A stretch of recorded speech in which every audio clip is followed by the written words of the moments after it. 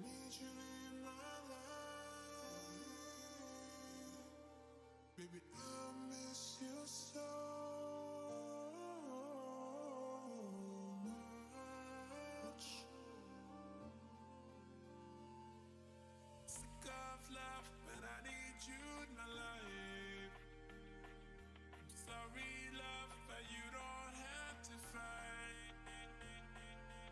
Let me come and let me hug you tight. I'm sorry, love, but you don't have to fight.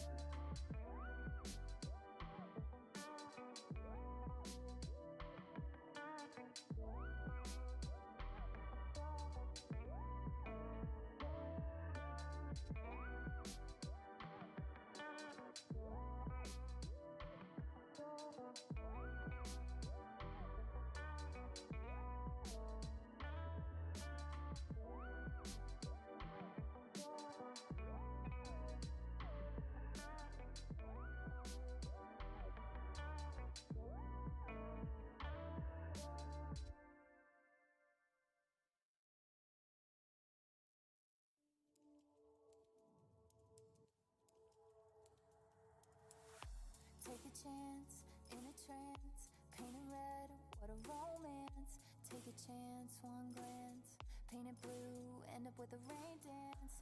Just a bit stronger, an honor and a monster. Yeah, I gotta say I want this longer. Can't find this anywhere, constant calm inside, yeah. Waves above stand light, yeah. Feeling calm inside, yeah. Won't find this anywhere, constant calm inside, yeah. Waves above stand light, yeah.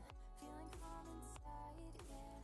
Can't find this anywhere, anywhere. Yeah, I want this longer. Won't find this anywhere, anywhere. How I've always wondered. Yeah, I want this longer. Won't find this anywhere. How I've always wondered.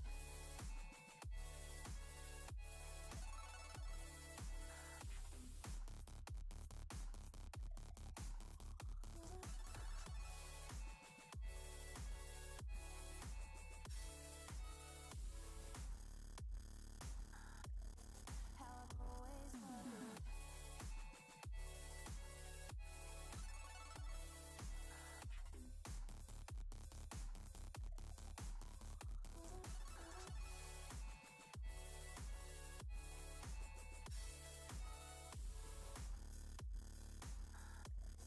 How I've always wondered.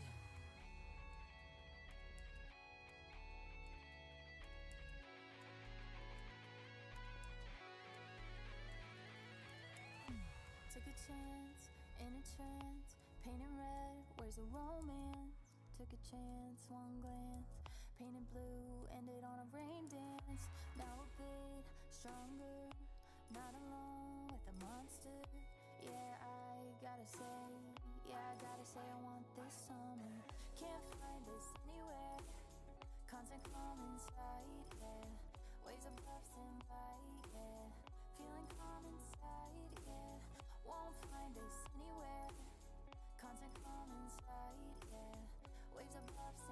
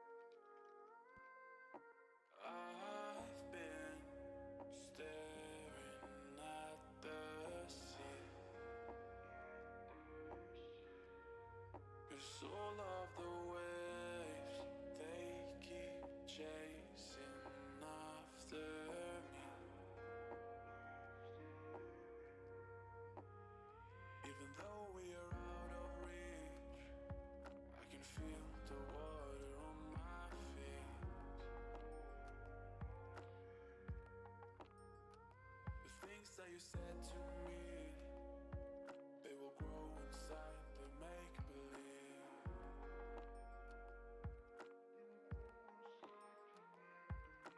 I am still dancing on the feelings that you gave me.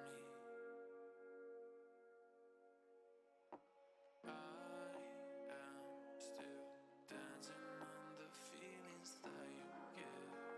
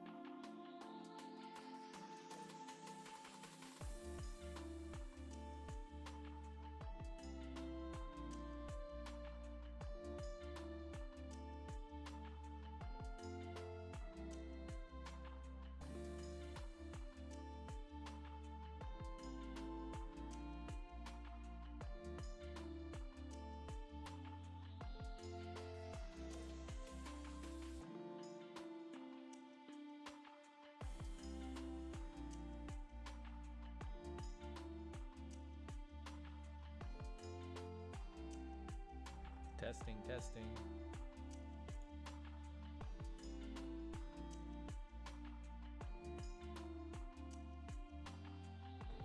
Can you hear this?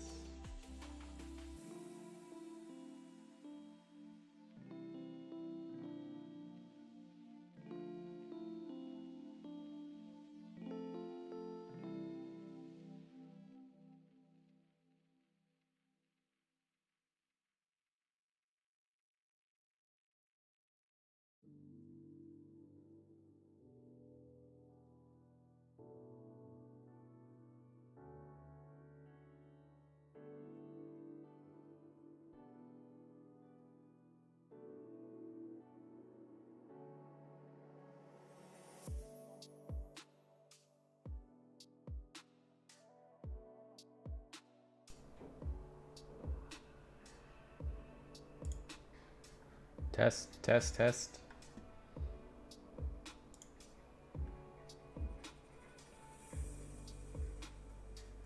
Properties. Oh, it's working now?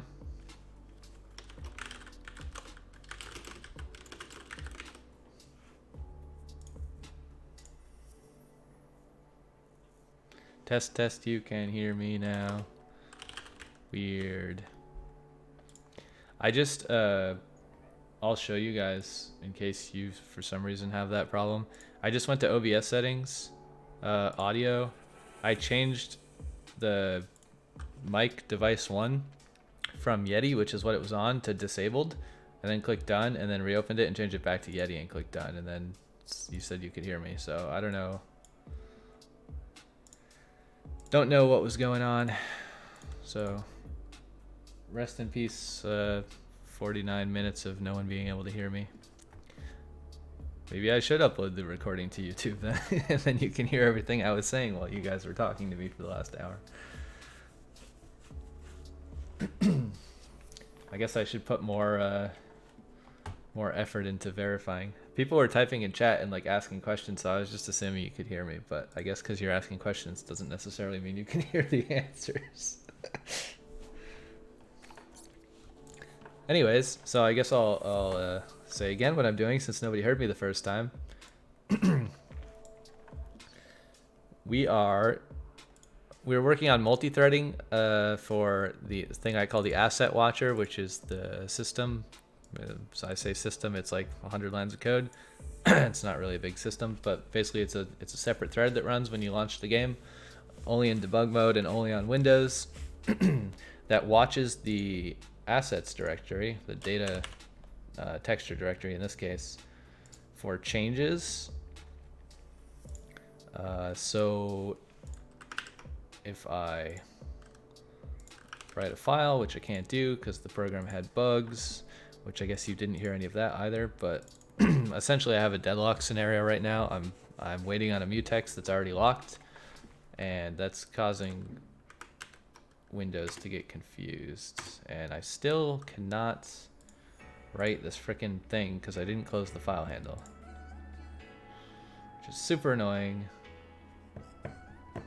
I don't really know how to fix that. It happens on Windows a lot, but like I know there's tools for it.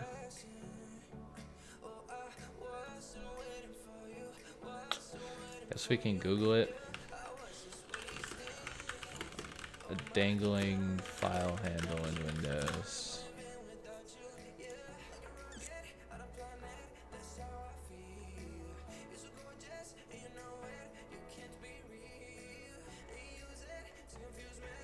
Solution 1, bad, unlocker. Process Explorer, handle. What is this? In order to achieve a surgical result, we get our hands on another called handle. Handle is a console version of Process Explorer. I think you can do this in Process Explorer. If I can find Process Explorer. I'm gonna do this over here. Archived, Dev Tools, PS Tools. think I have this somewhere. I don't know what it's called. Sysinternals. I think it's in this folder. Yeah, Process Explorer. Here we go.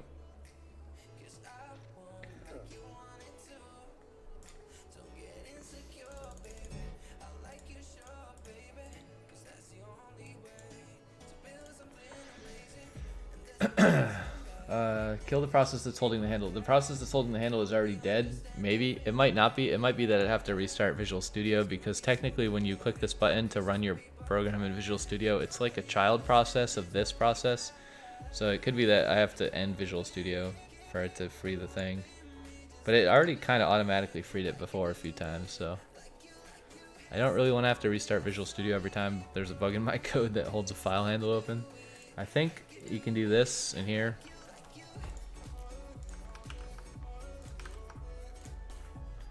Maybe.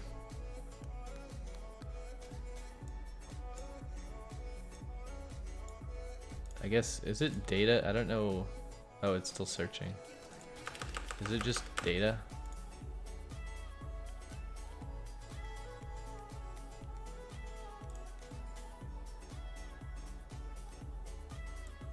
It says Explorer EXE. Let's search for albedo. Does anything have a handle open on albedo?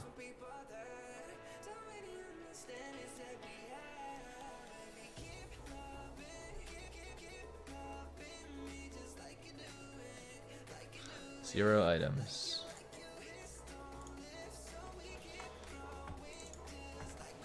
Might just be I have to reopen paint.net. Let's see. No?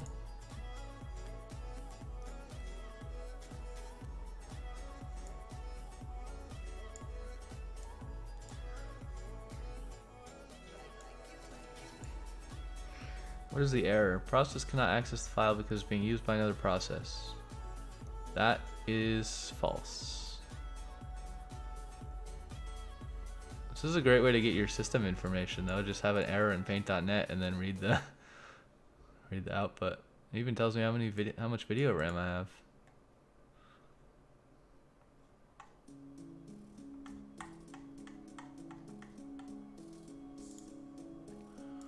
Fancy. Can we just delete this file?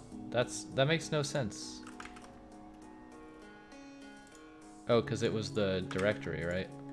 Also, I shift deleted it. Oops. That's a bad habit to have.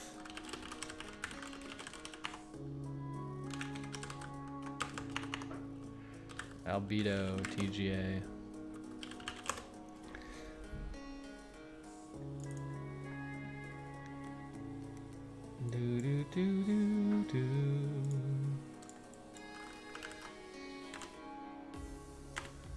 Dude, it's still not letting me save the file. Why? That's so dumb. Whatever. We're just gonna run this again. Try to create a new handle. Maybe it'll like get rid of the old handle. Now that the bug is maybe possibly fixed. Not really sure if it's fixed. I guess we'll breakpoint here. Although I can't trigger.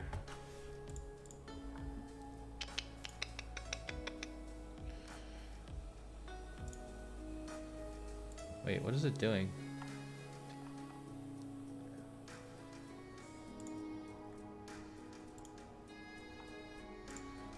Oh, there we go.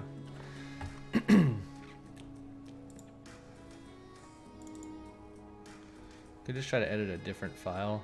Let's try editing a different file. It's probably this whole folder.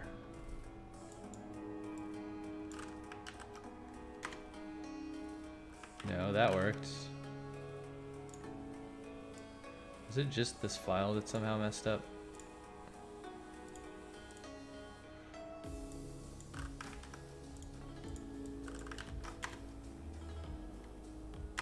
Yeah, how is that like, I can't write to this file, but I can write to any other file in this directory when it's locking the whole directory, like. Windows is just buggy, man, when you leave handles not closed. I guess I need to find unlocker. Is it this? Because I know why it's locked, so I don't really need, like... What is this registry booster? What the fuck? Where's the real download link? Yeah, recommended before download. Giant bright blue link that's for something totally different. And then like a little tiny black link that's for the thing you actually want. I hate when people do this. So cancer.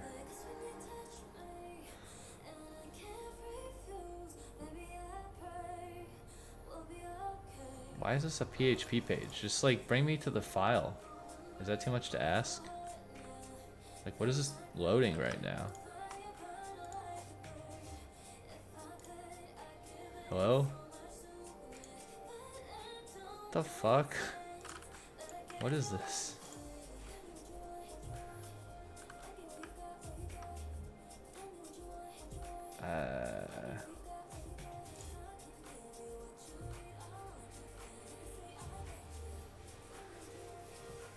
It's not a random binary, it's a tool called Unlocker that I've used before. But it doesn't exist on the internet anymore, so I guess it's not very easy to use. Is there like a different version of this?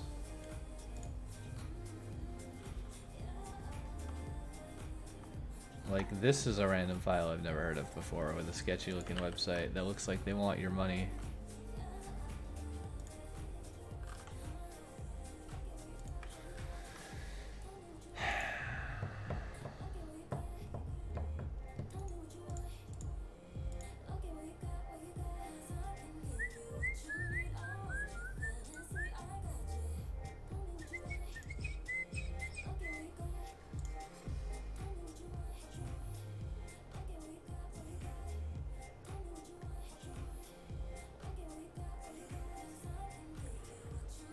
Info. Okay, it does say that this is the website.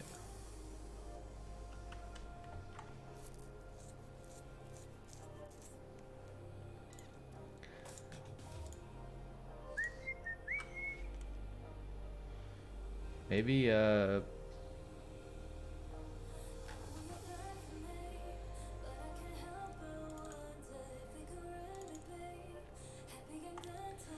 let's download this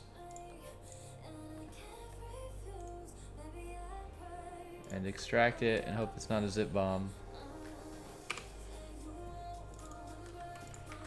And hopefully,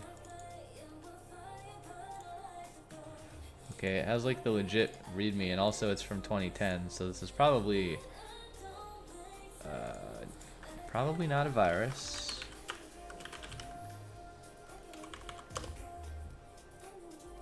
But we're still gonna do this.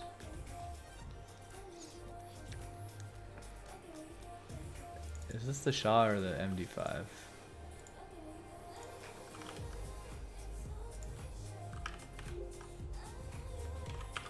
It doesn't have one of the hashes that are listed on here. Although, what version did we download? We downloaded 190 portable, so it should be this.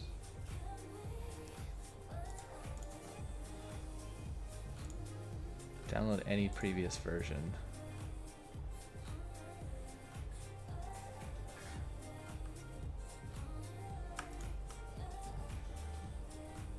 At least he gives me a list of other people's competing products that I can use when his doesn't work. Process Explorer by sysinternals. See, this is saying Process Explorer can close handles.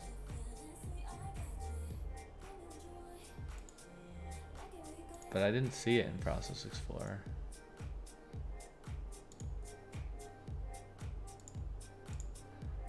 Okay, well, I don't really want to use this because I don't trust it, and the hash doesn't match the website, and I also don't really know. what handle to free if Process Explorer can't find it, because the website of that tool says that Process Explorer can do the thing that I need it to do.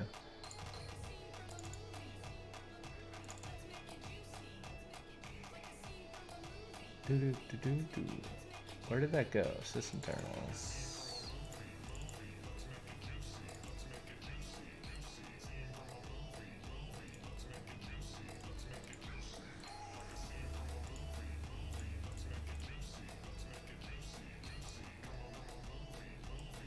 How do I see?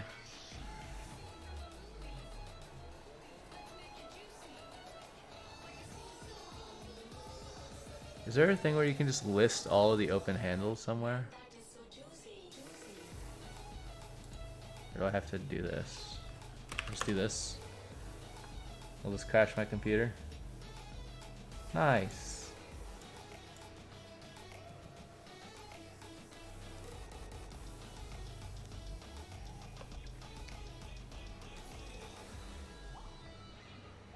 Okay, but that's like too many things, so you know, just do this.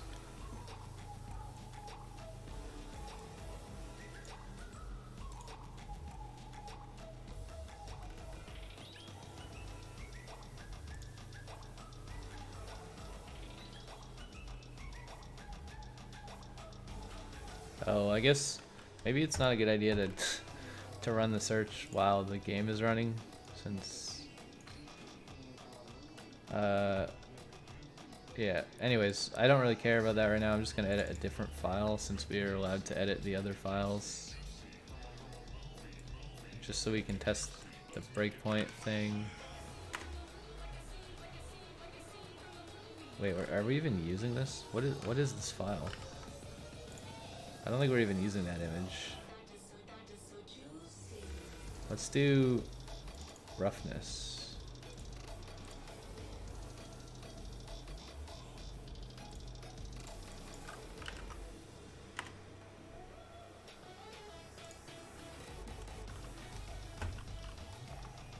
Did we remove all the breakpoints, or?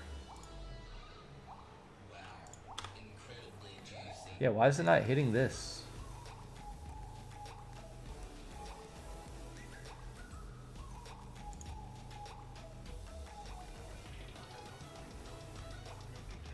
Okay, let's close this and see if we hit the signal exit thing.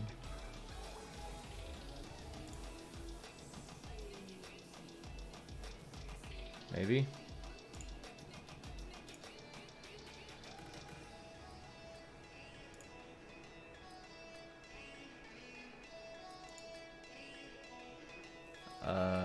Which thread is it? This thread. Okay, this thread's waiting for the mutex. Oh wait, we never fixed the mutex bug. Oops. We got too distracted by the file handle thing that we didn't actually fix the bug.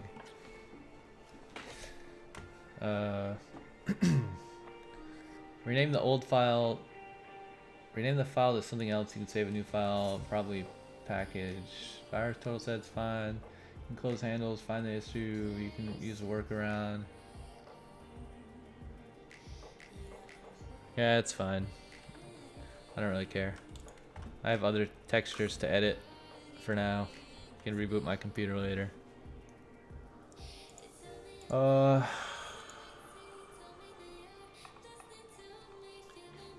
I was trying to figure out why this thing was blocking when the documentation said it wasn't blocking. That's where I got distracted.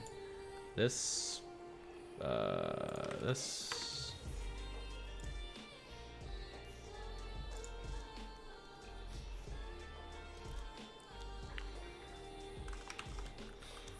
See, this says for synchronous calls, returns number of bytes transferred, LP bytes returned. Pointer to an overlap structure is the second to last. And like, we're getting bytes returned, right? Obviously, because this is where we're parsing the file name from, right? Yeah, that's where we get info from, and that's where we get the file name from. So why is this a blocking call? It says it's not a blocking call. Like, is this for asynchronous calls? I guess asynchronous is different. Maybe this is always a blocking call, and I think asynchronous IO is probably a different thing. Until.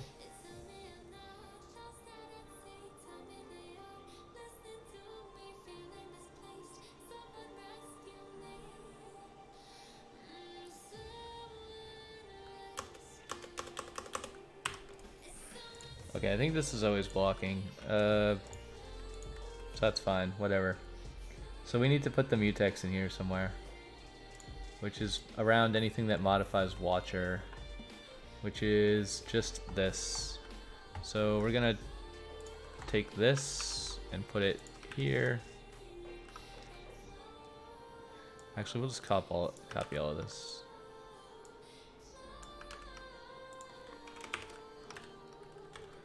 And then this is going to be our logic.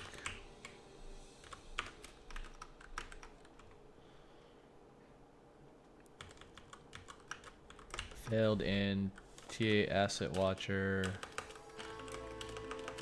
Wait changes.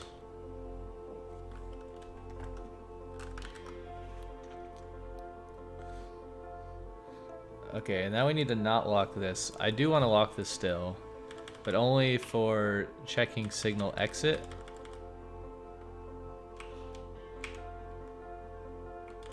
And then I want to unlock it. And then I want to call this. So this is like a lot of, all of this code checks a boolean. So this is like maybe a bit more elaborate than it needs to be. Like all of this code is locking a mutex, checking a boolean. If it's a boolean, it breaks. I guess if this breaks, I need to unlock the mutex before I leave the loop.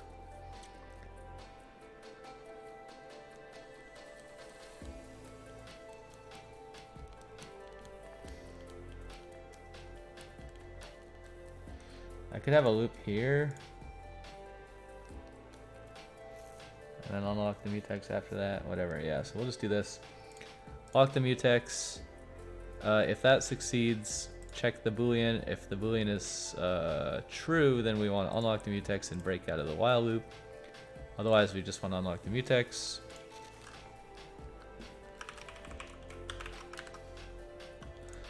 Kind of redundant comments, but whatever. And then we want to call asset watcher wait changes while the mutex is not locked, because we don't need to lock it for all of this stuff. This is just reading directory changes. Like Windows will handle that synchronization, but then anywhere we're touching watcher, which is down here, basically this allocates a change in watcher, a new record, and then we edit the record field. So everything, all this has to be between the mutex, basically, because the main thread's also using those in here, like changes, watcher changes, to reload the texture. Because the main thread is the one that has the OpenGL context, so you have to do the texture reloading in the main thread.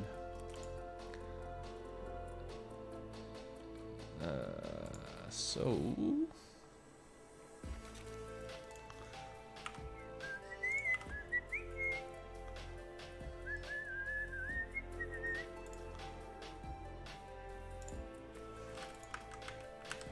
is this gonna break? Okay, I can still edit this file, so that's good.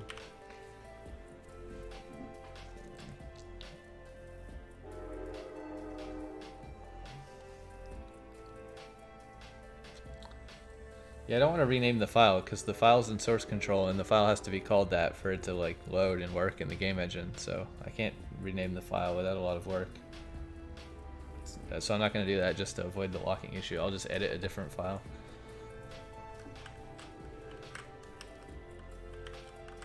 Can you use WaitForSingleObject on a directory handle? Probably. I tend to try to do my best to avoid mutexes completely. Tend to use message queues whenever possible.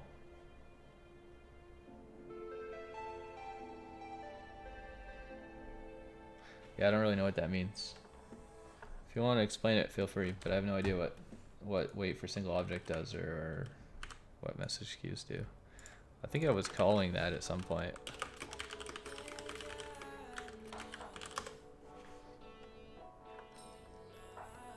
Oh, that's what the threading library calls internally when you do mutex lock. Yeah, I think WaitForSingleObject is like a Win32 call, right? I'm assuming. Yeah, this is a Win32 call, so I don't want to call that.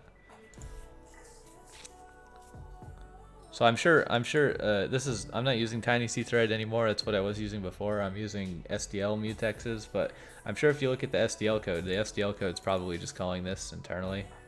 Like that's what SDL mutex does. Is it just does wait for single object on the mutex.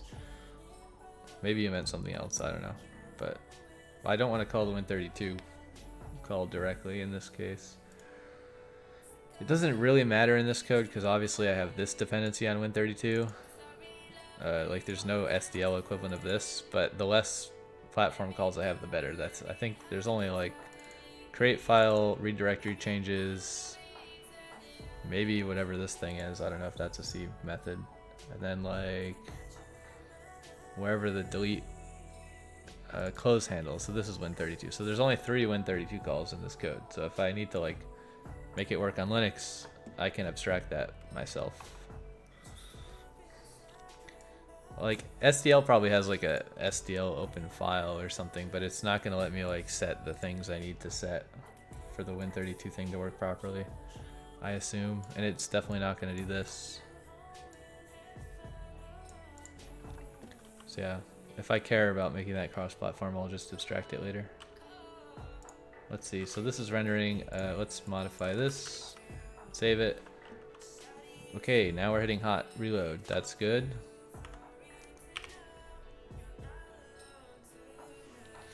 And if you look really closely, you can see there's scratches on the wall.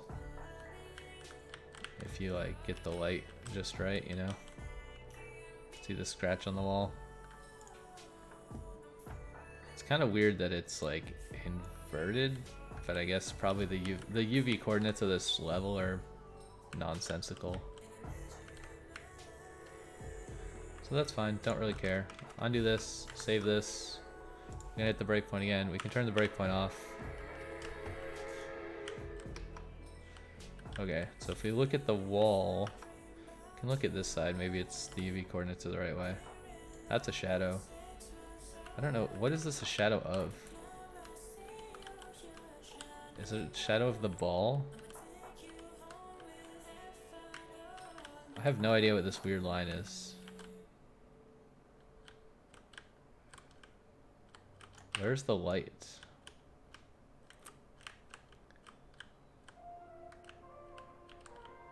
There's another one here.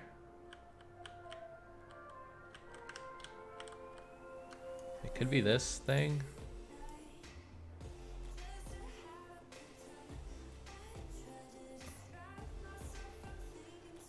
Where are those weird lines coming from?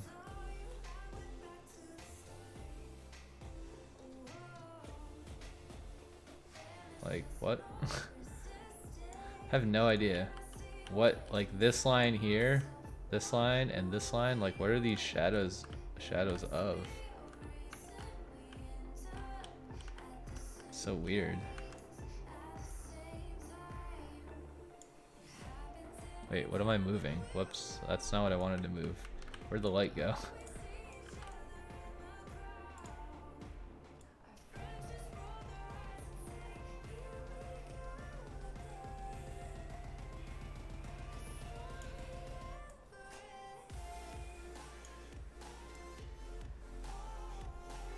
Yeah, these shadows are like definitely not correct.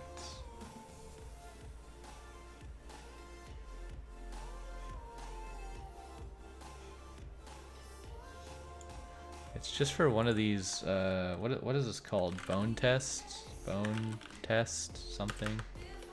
Bone test, bone tests, skeleton tests? Whatever the parent of that is.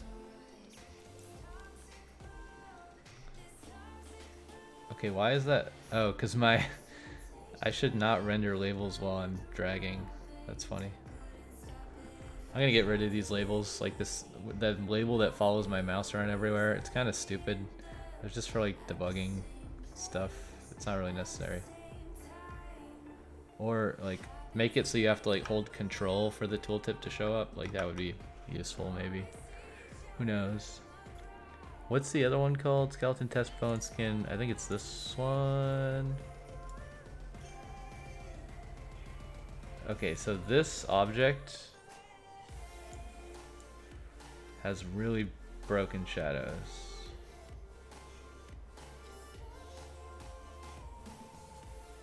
I don't know why. Maybe I did some weird thing where I like messed up the armature transform, because this is like one of the only things in the scene that's skinned. Also, my frame rate is kind of bad when this is open. It's because I'm streaming as well, but whatever. Okay. So I just closed the program, and now we see signal exit. Made it into the mutex. It's 0. Now it's 1. Now the other thread should get that signal, and then it should clean up.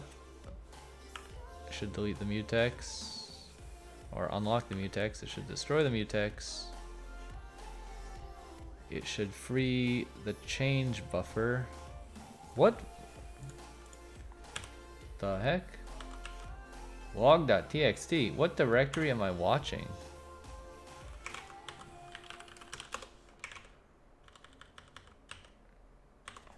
What directory is this? Oh, I'm just watching the entire bin directory.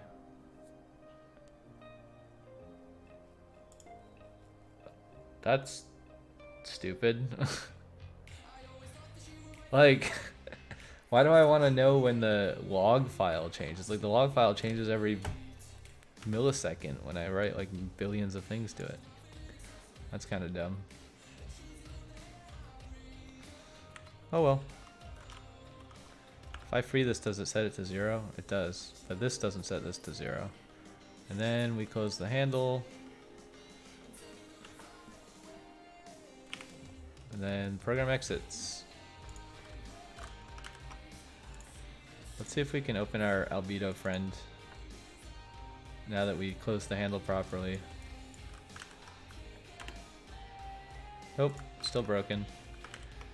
Yeah, so this file is just doomed. We have leaked something that the OS was not smart enough to clean up by itself, which is unfortunate.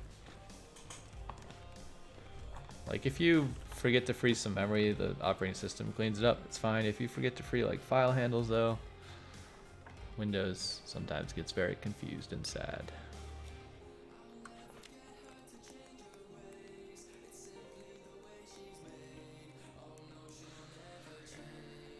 Okay, that's cool. What do I want to do about this? We could search for this thing again.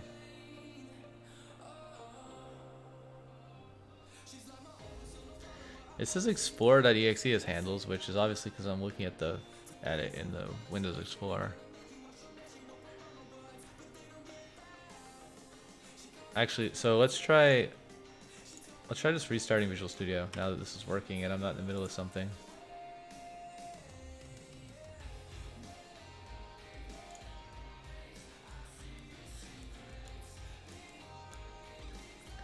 That's weird. So it still says explorer.exe has a handle to that directory. Like, why would that be true? I don't have it open in anything. Like, if we close this, maybe because it's in the quick launch thing.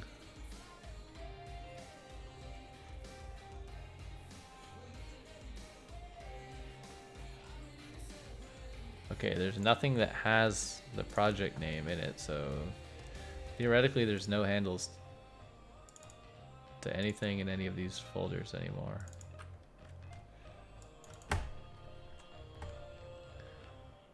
Theoretically. Okay, yeah. I can save it now. It was probably Visual Studio, if I had to guess, that was holding it. Like I said, when you debug the program in Visual Studio, it's like a child process, so maybe Visual Studio somehow has that handle for itself sometimes in some weird way if it's not closed. I don't know. Let's see. Sorry, I'm behind on chat. Tend to use message queues. When multi-threading, I tend to write a message queue and then send messages from one thread to another and avoid global state. But how do you avoid global state? with a message queue, because a message queue is shared data, right? So I don't know what you mean by a message queue. View text is always tend to lead to annoying deadlock stuff.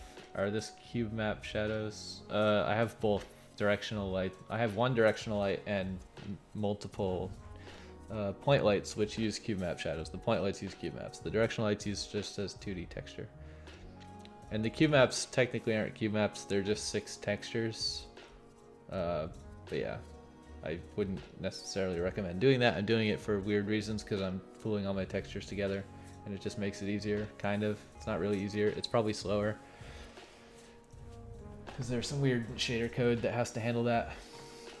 Like it has to look up the face ID, whereas a Cubemap does that automatically. But it also lets you do soft shadows on a Cubemap because you can't really jitter the UVW coordinates of a Cubemap correctly, because at the seams it causes weird texture artifacts. Whereas if you use 6 separate 2D textures, and I'm actually using a texture array, but that's beside the point, then you can just jitter the UV coordinates like you normally would for soft shadows, like to do PCS, whatever percentage. What's a PCF, percentage close filtering? And I'm sort of testing a thing called PCSS, which is percentage close soft shadows, I think is what it stands for. I think it's an NVIDIA technique, soft shadows. I'm too lazy to spell right. Percentage closer soft shadows, yeah, this thing. I'm using this to get soft shadows that are distance based. And again, they have some weird artifacts. It could be what's causing that skinning artifact, but I think that's something else. I think I messed up a matrix because I was changing a bunch of matrix stuff recently. But this makes it so like if objects are farther away, then the shadows are softer. I can actually show you in the engine like dynamically.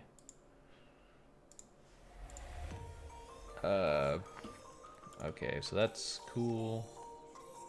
Yeah, so they are cube maps. Let's see, what else? I bet the weird lines are issues with the projection matrices used to render the shadow maps. Yeah, I don't know. I mean, it's only, the shadows are only messed up for a single mesh. Like I'm rendering 100 meshes with the same shader in the same shadow map. So the problem isn't the shadow map, the problem is just that single draw call for that armature, I think. That's what it seems like, because I didn't see any other artifacts. But there is another artifact that has to do with the PCSS, which is every object has a tiny little shadow on top of it for some reason, which is kind of annoying. I don't really know how to fix, but I haven't spent a lot of time on it. Skinning goes nuts. In theory, it cleans file handles, but it sometimes messes up the locks when stuff crashes. Yeah. Explorer windows watch the directories, so they can update the view when some other program changes stuff. Yep. Do you do anything to reduce draw calls like batch or instancing? I'm not currently instancing anything as far as I know. I do some batching for primitives that I was working on updating, but yeah, it's not great. I changed a bunch of that code recently and made it a bit better. Like I didn't really change it, I guess I just cleaned it up because I was basically batching stuff, but I was like I was flushing the batch a lot of times per frame. So I think now I flush it a bit less often, maybe. But yeah, there's a lot more batching that could happen. I'm not doing any instancing right now. There's actually it's pretty obvious that I'm not doing instancing right now if you look at animation, because the animation code is kind of hard coded. I was just trying to get it to work as fast as possible. And by as fast as possible, I mean 6 months, because that's how long it took me to get it to where it is.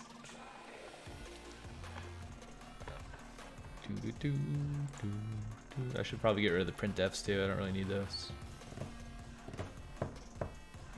Querying changes. Yeah, so if you notice, there's 2 of these guys. They're like squat, wave. There's another one over here. You notice they're both playing the same animation at the same time.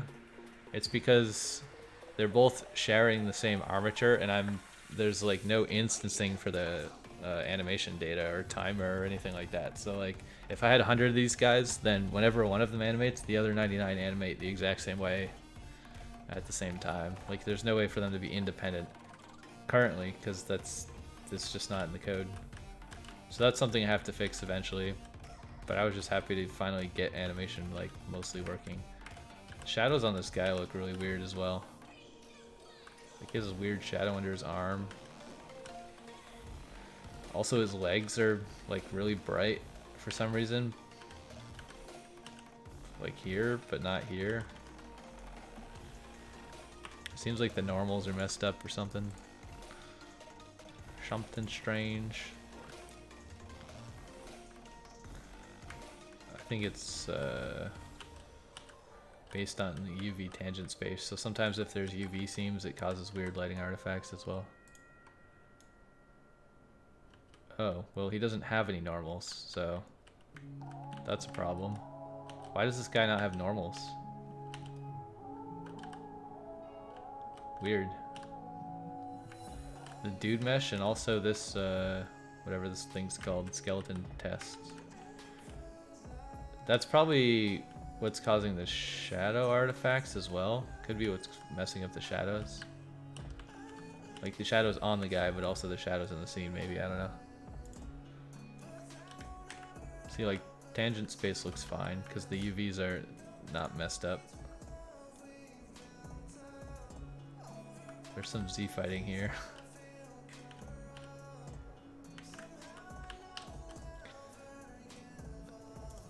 And I'm not using normal maps for anything. I guess the column, whatever that texture is, the terrazzo texture. Wait, so does the floor have a normal map? Oh yeah, it does. Just in the, like, in the seams of that texture.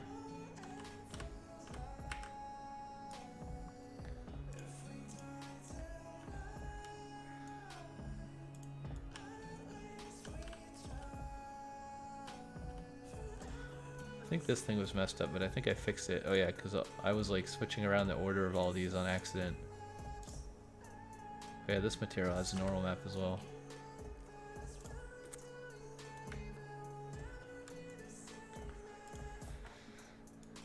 I think the UVs on the column are like super screwed up as well. I mean, this obviously is like, none of these textures are actual textures I'm going to use for anything. They're just random textures I downloaded and applied.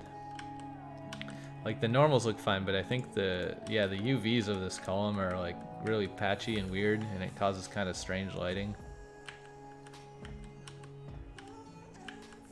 I don't know. I'm not really sure how you fix that. Like on a complex shape, I guess I would just have to like unmap it in a way where everything mostly stays next to each other in UV space. Not really sure.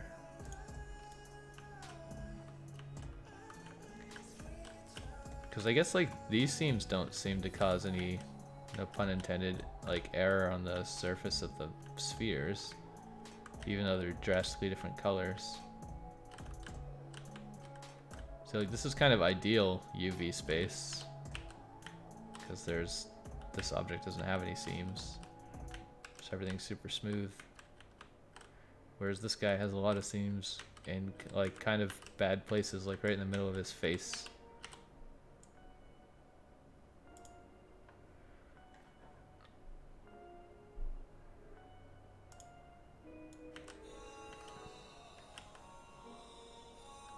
You can see the shadow map.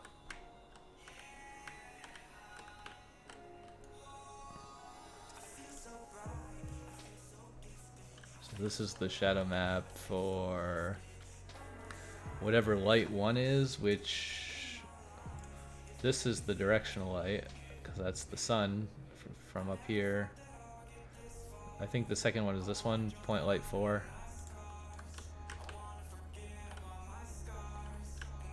So this is the one that has the weird lines.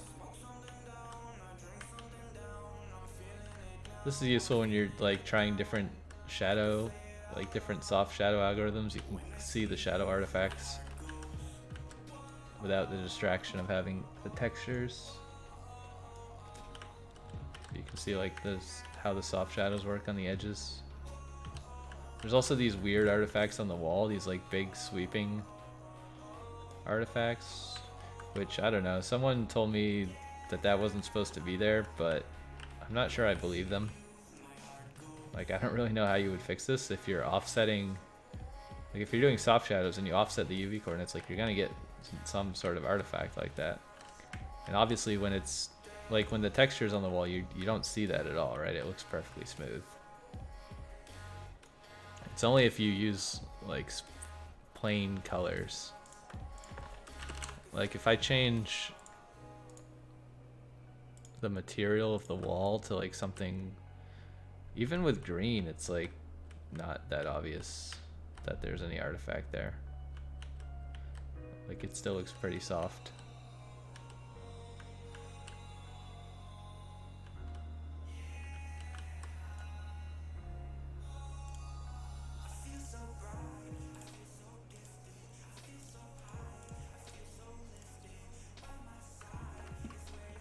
Like with green, you can see it, right? You can see the shadow artifacts. I don't know if it's easy to see on stream, but I can see some shadow artifacts here. But it's pretty smooth. Like here, there's a big circle. And it's kind of some banding here. Yeah, honestly, unless you have like a solid green, like solid colored thing, and even then it doesn't really look that bad. I don't really know how you'd get rid of it. I guess add more noise. Also, if I was doing cascaded shadow maps, that would help this a lot, because when you zoomed into stuff, you would get a much higher definition, like a much higher resolution texture.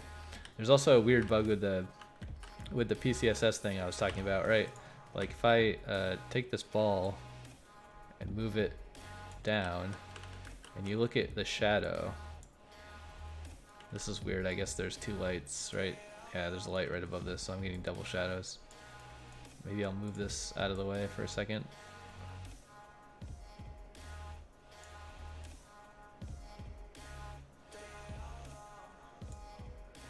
I guess, sure.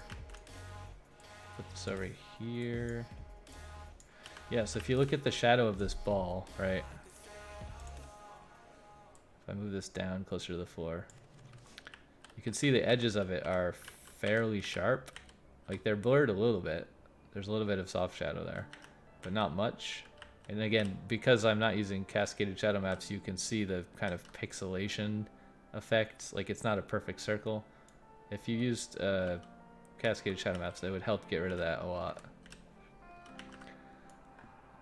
But if I move this, if I look at this edge of the shadow and I move this ball up in the sky, you can see the shadow gets softer as it goes farther away. Which again, doesn't look fantastic on the green. But if you have like actual, whatever the floor was before, I don't remember. Doesn't really look great on this. Where is it? On the metal thing. I think I'm moving it too much. Like the offset is too much at the moment. See, on this color it blends a lot better. What was this before? I don't remember. Oh, it's terrazzo. Yeah, so on the terrazzo, this is a very noisy floor texture. So like all of the artifacts disappear, right? If you look at this, you can see the banding quite a lot, right? All right here. But if you use a noisy texture for the floor, like all the banding disappears. Like you have to get really close to see that there's any banding at all. It just looks like a pretty nice soft shadow. So what textures you use matters a lot for making your shadows look good, especially soft shadows or anything that has like a noise pattern or banding in it. And using noise is probably better than using than having banding artifacts. Like you can add a bit of noise into here to get rid of some of that. But yeah, if I look at this guy up here and bring him back closer to the floor, you can see the shadow gets sharper, right? So yeah, there's kind of some weird artifacts, but I don't know. I just left it turned on for now because it's kind of cool. Thought it was a neat idea. Wasn't my idea, it's NVIDIA's idea, or some NVIDIA researcher, but I thought it was cool. But yeah, you see there's these weird shadow artifacts. Like on top of this, there's just this random blotch here that shouldn't be in shadow. And then also here, there's a random blotch. Here, there's a random blotch. And I really have no idea why, if I'm being totally honest. It's quite strange.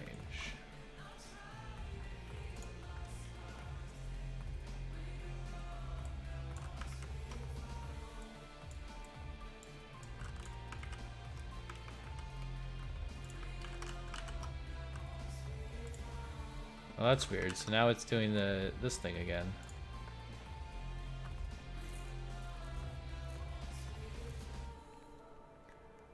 I don't understand this error.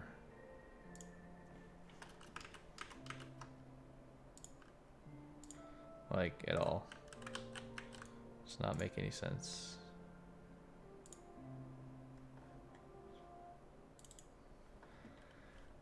It's not making any sense to me. If you look at this.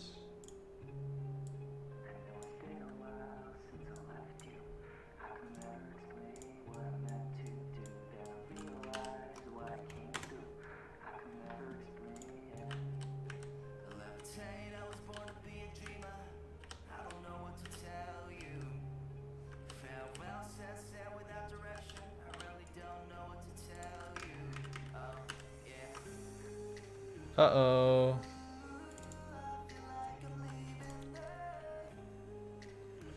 Can't F open.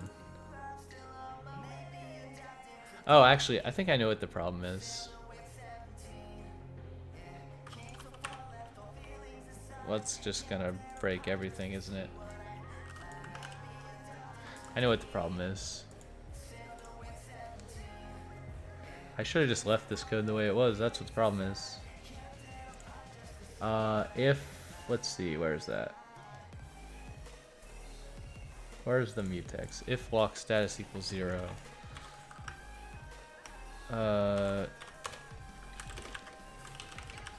If change, I actually don't want the last one. I want the first one, but then I have to shift everything, so that's annoying. I actually want this to be a queue.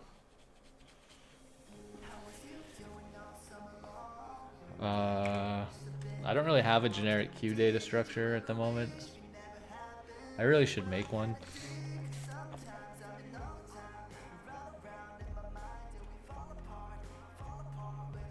But for now, I'm just going to go back to what I was doing before, which is...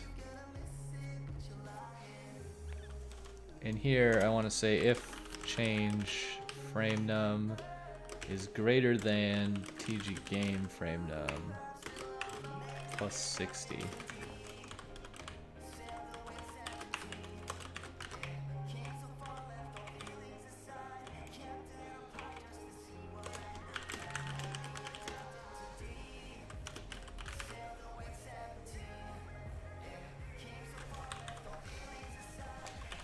Wait 1 second for paint.net to finalize its weird copy nonsense and let go of the file handle. So the problem is paint.net when you save a file doesn't just modify the existing file, it creates a new file and then deletes the old file and then renames the new file to what the old file was called. And that causes like this directory changes thing to get like 5 notifications, and it also takes some amount of time. So I had this code in here before that just waited 60 frames and it seemed to fix the problem. So we can just add that back, and then hopefully that should fix like the weird can't load file locking nonsense. Let's see.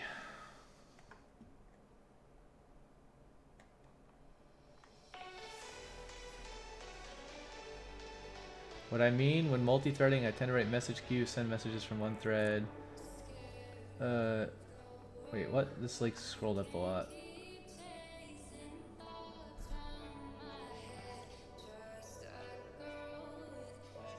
Maybe you don't have the correct bone data. Explore watch directories, you can update the view. Do you do anything to reduce draw calls? Oh, I already answered that. The idea is the message queue is the only shared state, so you minimize the amount of code that needs to worry about shared state. Yeah, I mean, I'm basically doing that, if that's your definition of a message queue, because it's literally just one vector called changes that stores change records, and I have a mutex around it.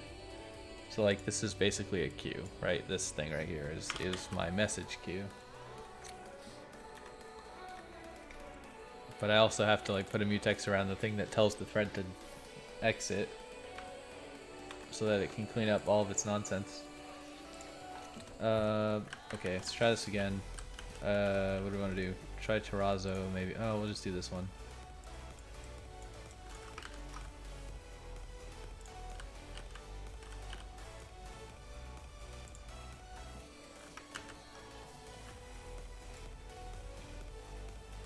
No?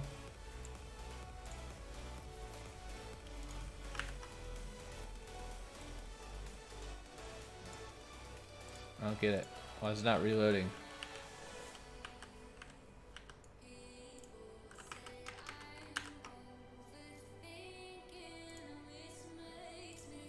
Why you no reload?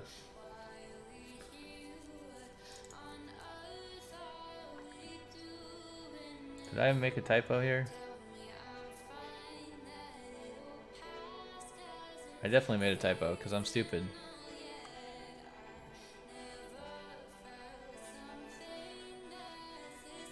Yeah, that's not what I meant to type at all. What I meant to type is if game frame num is greater than change frame num plus 60.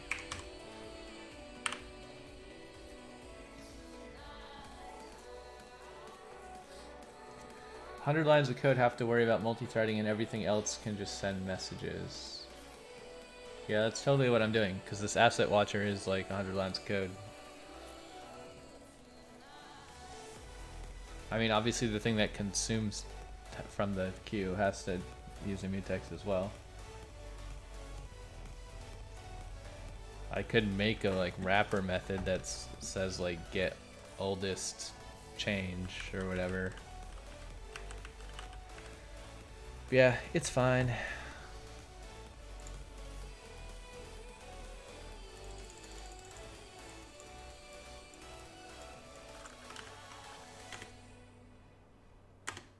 Oh, what the hell? Come on, now why is this locked?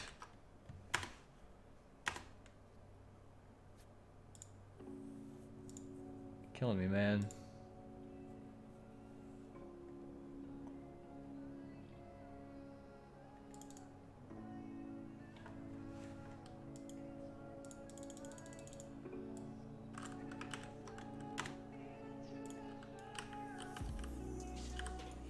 Okay, that works.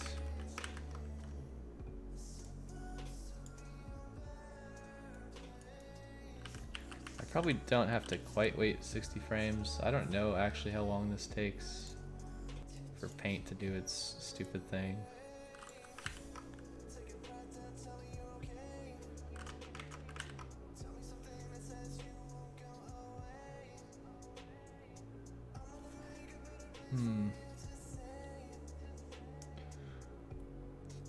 Do I really care if it's a second?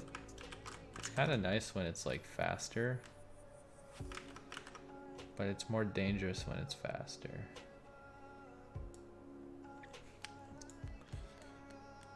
Such a dilemma. Do we want fast or do we want safe? Can we change this to 30? I'm gonna live on the edge. It's 500 milliseconds. It also turn VSync off, and then it'll definitely crash all the time because we're using the frame rate dependent check to see how much time's passed. Maybe I'll just delete that and use a timer. That's what a smart person would do. Yeah, why am I... Wow, I'm a moron. I don't... Why did I write that code? I just thought of such a better way to do this. That seems to work. Okay, we're gonna get rid of this before I forget that my brilliant new idea, which is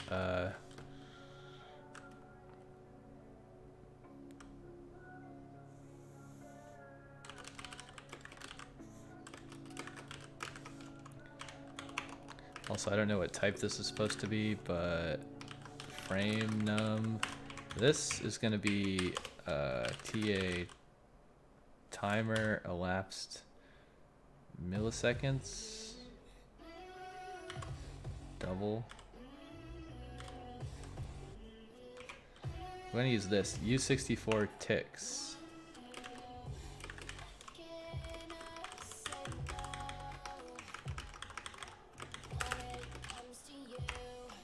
Changed at. Changed at.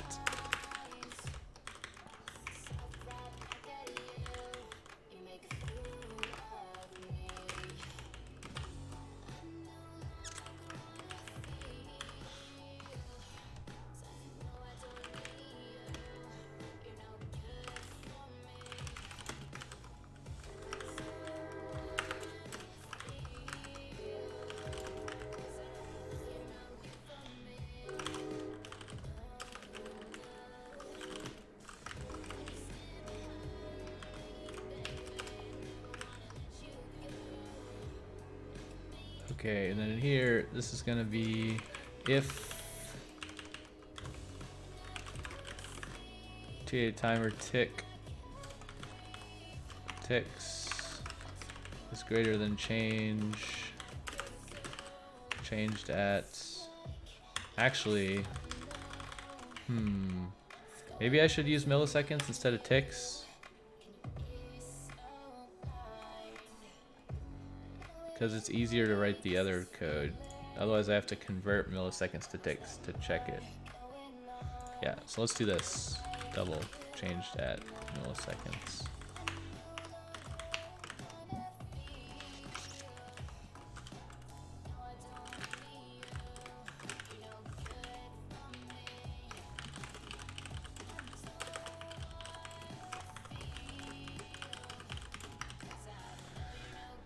Changed at milliseconds. Changed at milliseconds is elapsed milliseconds. This is total, right? Only milliseconds. Elapsed yeah. This is total. Elapsed milliseconds is greater than changed at milliseconds plus 500.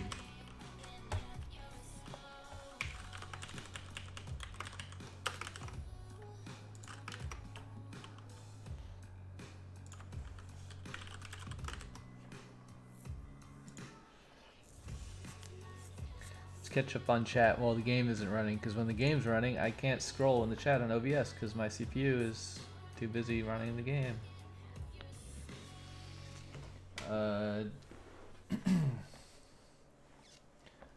Is this deferred render? It's not deferred render.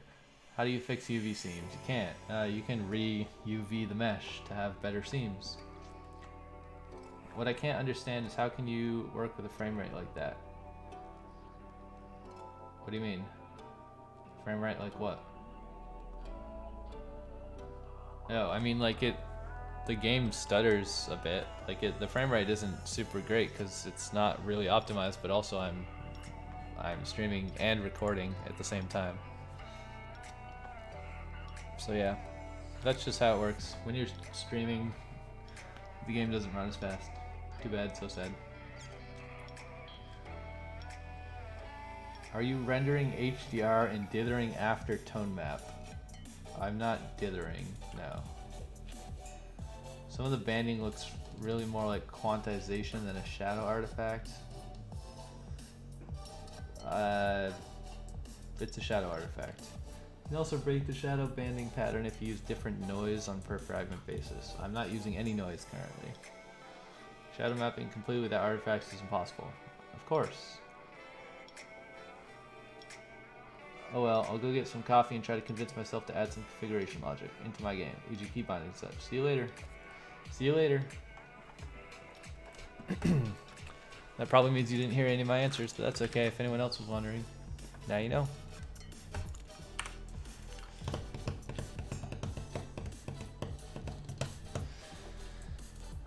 Let's see.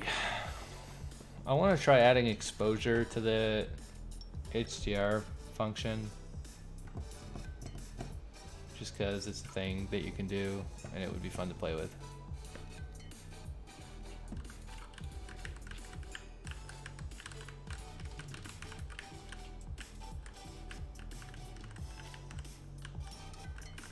Oh yeah, the frame rate.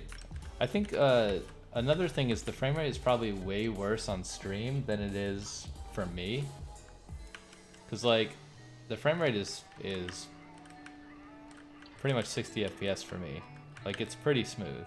There's a few stutters every once in a while, but like this logic thing up here says 2 milliseconds. Like this is 2.5 millisecond frames, right? So I'm hitting 60 FPS easily.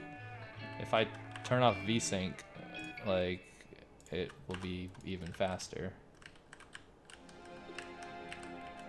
Actually didn't really get a lot faster.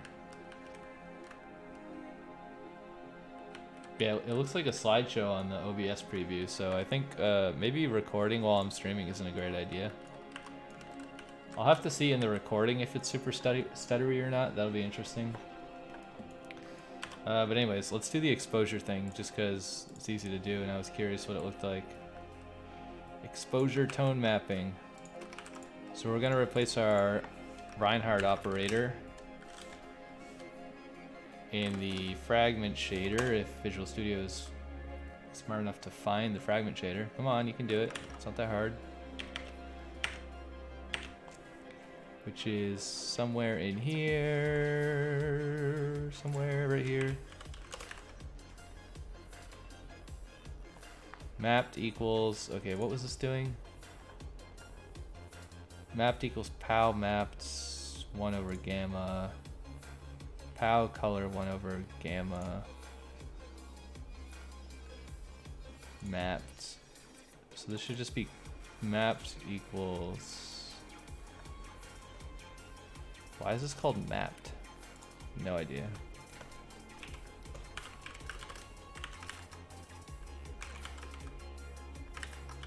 I guess because it's tone mapping. This is just going to be equals vec310 minus HDR color. This is just going to be color equals this minus color times exposure. And then exposure equals 1, I guess. And we'll see what it does. Previous streams weren't this choppy. Yeah, I think it's because I'm recording right now. I just wanted to test that. I was curious if I tried recording the stream while I was streaming so that if like OBS randomly stops streaming like it did last time or whatever, if I felt like uploading it to YouTube, I could. So I'm curious if it might be okay if the recording is at 60 FPS because then I can put it on YouTube and people can watch it if they want, including people who missed it, and it will be like smooth and better. But if the recording is as choppy as it looks on stream, then it's definitely not worth it because then I get a shitty stream for basically no benefit, right? But yeah, I can't really make it not choppy. No matter what I do, it's going to be choppy because my CPU is 10 years old, right? So like it's just not that good at video encoding. The only thing I can do is buy a new computer, which I'm not planning on doing right now, so sorry about that.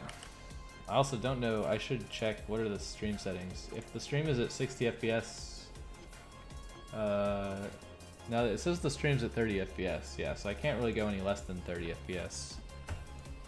So probably it's just the recording, the fact that I'm recording. Let's see, what were we doing? I guess it looks like fine, nothing looks different, right? Which is what I expected. But if we set this to less than 1, it should look different. It should look, let's see, if we have a low exposure, then dark areas should look brighter, right? Is that true? I think that's how this works. It also might be that I don't have any lights that are intense enough to evoke this. Oh yeah, here we go. Okay, so this is with low exposure. So it is doing something, so let's just make this a uniform and then we can play with it. Let's see, lights count. Let's just do uniform float U exposure. And then do this. And do this. U lights count. What shader is this? Shader mesh. We're gonna have U exposure, and then this is gonna be a float, which is 2.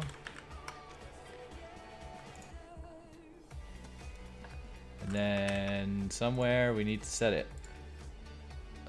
which we can probably just do once per frame at the beginning of game.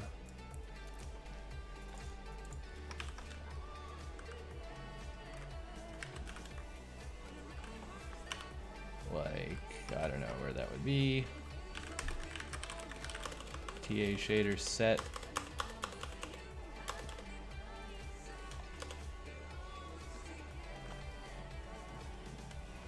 Oh yeah, here's the lights count thing, so we can do it right after this. Maybe, or before this. Let's do it right after this. TA shader set floats. Also, we could put it in here for reasons unbeknownst to me.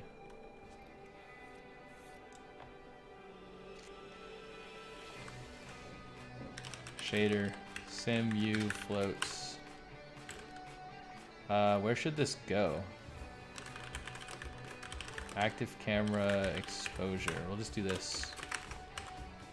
And then somewhere in the camera, sure, after focal point, because why not? Exposure. Tone mapping, exposure value.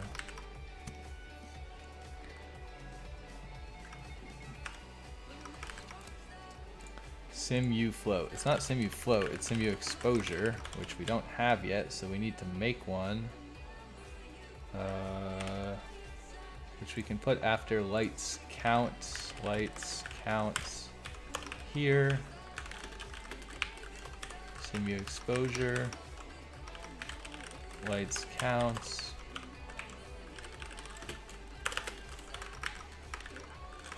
And then we want to find this, and right here we can say simu exposure equals u exposure,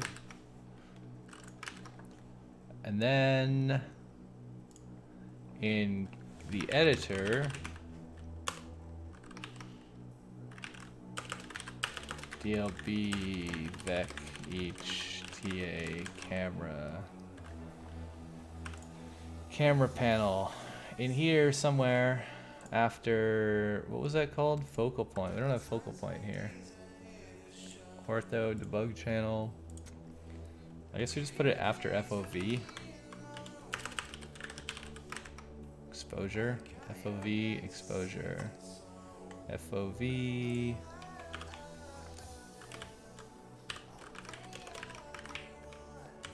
FOV. Exposure.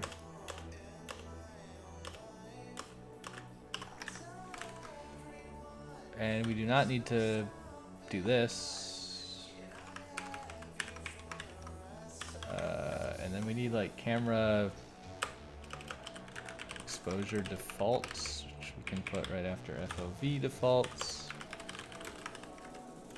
which is 1.0. I'm also going to move this exposure to FOV. Z near. Maybe you should go after Z near.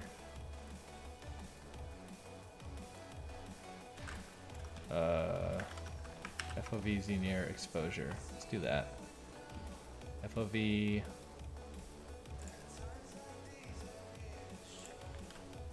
Z near exposure.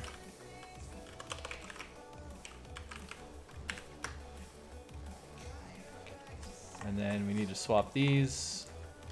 FOV, Z near exposure.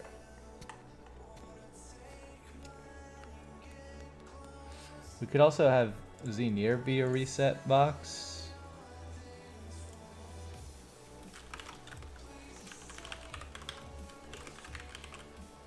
Camera Z near defaults.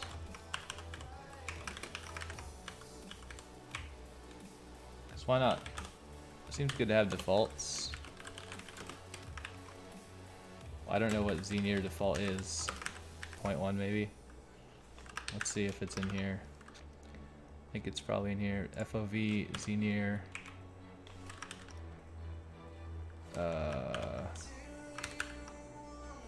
Yeah, so let's replace this with camera FOV defaults.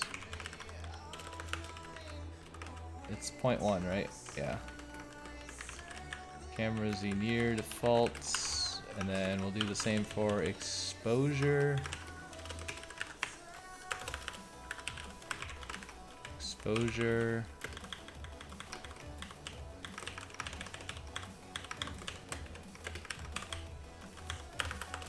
Exposure.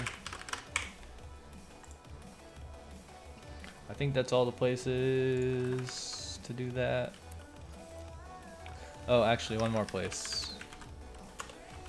When we save the camera, we want this to be in the save file. So we can put it here.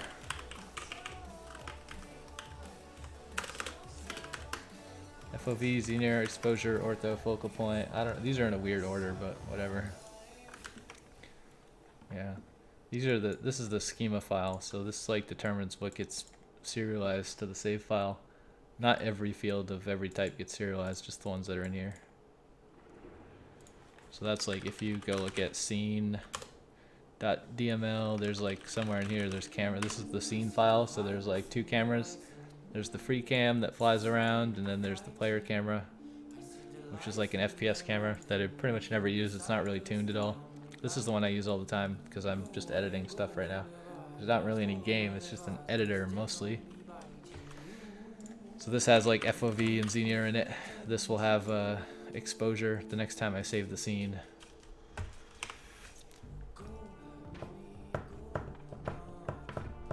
So let's test it and see.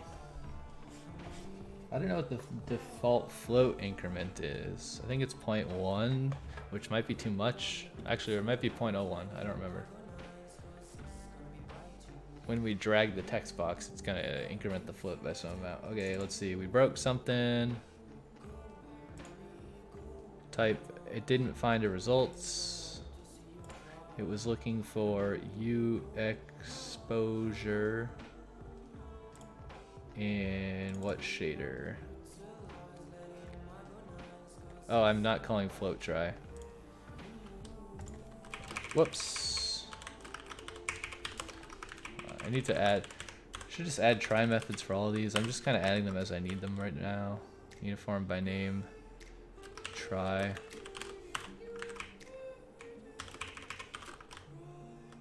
Dirty equals true. Float try. Okay, this is going to be value float equals value. Find float. So in here, floats is this. And then wherever I was calling that from, which is in game C. U exposure, this should be try. Kind of dumb to do this for every shader, every frame, but whatever, man. Actually, I guess it doesn't matter because it's CPU side if it's not a real uniform. So basically free. Basically. I mean, it's doing a linear search through all the uniforms to find the uniform, I guess, so it's not completely free if there's a lot of uniforms. But they're just pointer comparisons, so it's pretty cheap. Now if we go to cameras, free cam, we should have Magical, wonderful exposure. Oh yeah, look at that.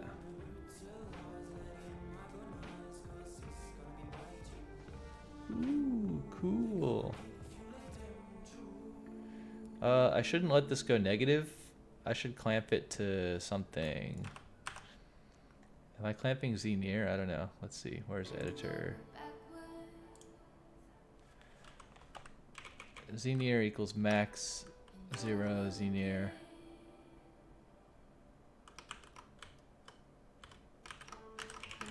Yeah, let's clamp exposure.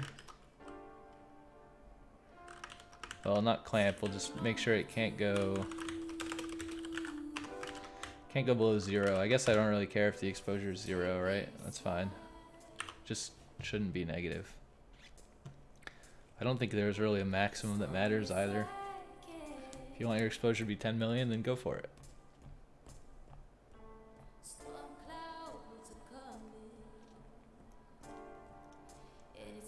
Let's see.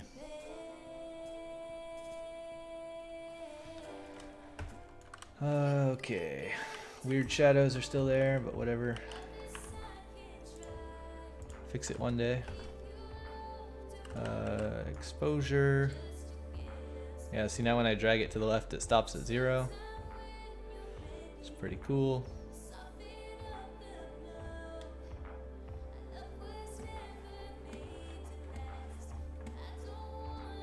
How is that red ball still red? Like, what?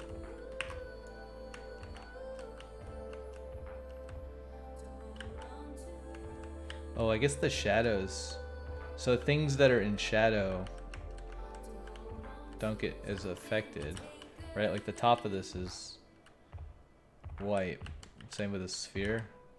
Except this weird little blotch that's strange. Obviously this is like ridiculously overexposed and not meant to look good. Just proving a point that it works.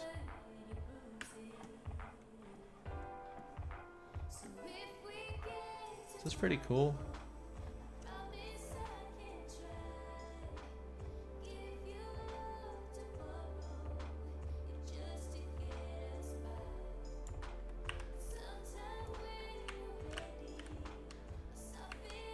Does this look good? Not really.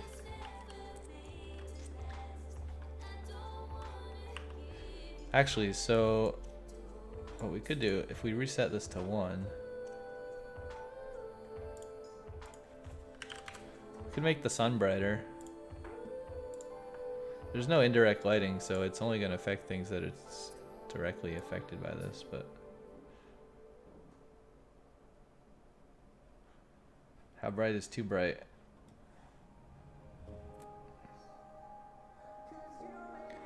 I mean, that's clearly too bright.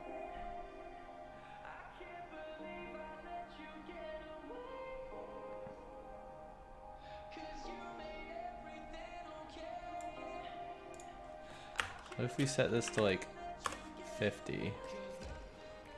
Then play with this.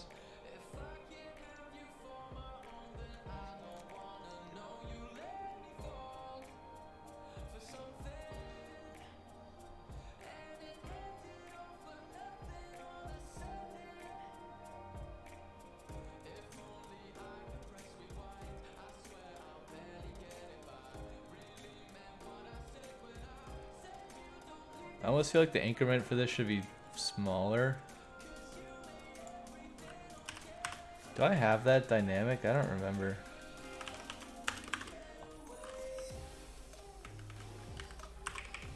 I should make...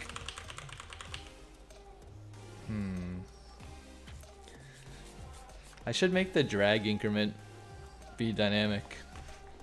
Like based on the text box, because some text boxes obviously I want more fine-tuned control. I could also make it like if you're holding shift it goes slower or something. That could be a thing.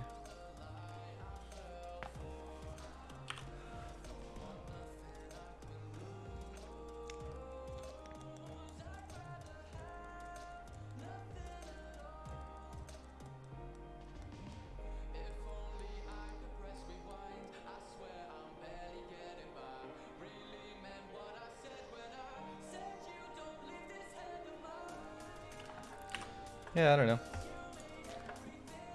I could save this, I guess, just to make sure we're getting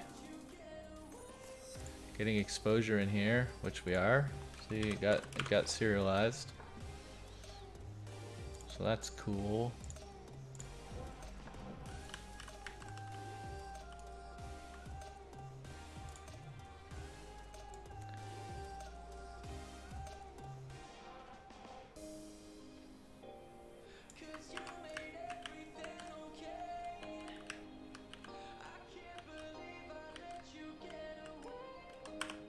Cool. I think I'm going to end the stream here because I know the frame rate is really bad for everyone else. It's kind of always bad, but Certus is saying it wasn't this bad before. So maybe I'm going to end the stream and at least check the recording, like see if the recording sucks or not, and then decide if I should keep trying to record streams. We're at 2.4 gigabytes. 2.3 gigabytes. So yeah, I'm gonna end the stream here and check on that. I might stream later, I'm not sure. At some point, so I think the texture reloading thing is fine. At some point though, I want to do the same thing for, where am I even testing? I should check asset watcher texture. I don't know where I'm actually testing that the thing I'm trying to hot reload is a texture.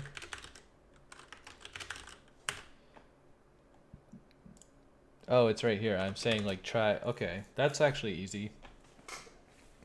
Yeah, so in here, I don't have this function for shaders right now. I don't have a TA shader hot reload, but basically at some point I'm gonna do that as well. I'm gonna have TA shader hot reload, and then in here I'll just say if text, then hot reload a texture, and then it'll say else if, or whatever else, check if there's a shader that has that file name, and if there's a shader with that file name, hot reload the shader. And then I could do the same thing with like other stuff as well, meshes or things. The reason I haven't done that is because I'm not properly freeing the resources of anything, or I wasn't, but a few days ago I actually added the code that properly frees resources, or at least tries to. Like I added free methods for everything, for all of these like components and resources and the resource databases. So assuming my code is correct for deleting shaders, I should be able to delete and recreate a shader without memory leaks, and then hot reloading will be super trivial. The only problem will be if there's a shader compile error. I guess I'm not really sure how to handle that. Maybe I'll need like a sane default texture or default shader. So if it fails, it will like go to the default one. I actually don't know what textures do. Like if I change a texture, like it's kind of hard to do that because you're editing textures in an image editor, so it's probably not going to be corrupt. But I don't know what happens if a texture gets corrupted and then it tries to hot reload it. Probably the program would just crash. But I want to make sure if I'm editing a shader and I click save, it doesn't like it shouldn't crash the engine. It should handle that somehow. And probably the easiest thing to do is just have a placeholder default shader. And if there's like a compilation error for the shader, just go back to the default shader, which will just like render everything in white with no textures or something, and then it'll be really obvious what happened. But yeah, it would be a pain in the ass. Like hot reloading shaders wouldn't be very useful if every time you made a typo it like crashed the program, right? Because then it would be easier to just restart the program every time you edit shaders. But we'll see. Seems like the music decided to kill itself as well. But yeah, I'm gonna end the stream for now. Check on the recording, see what's going on. Thanks everyone for stopping by. I will see you next time.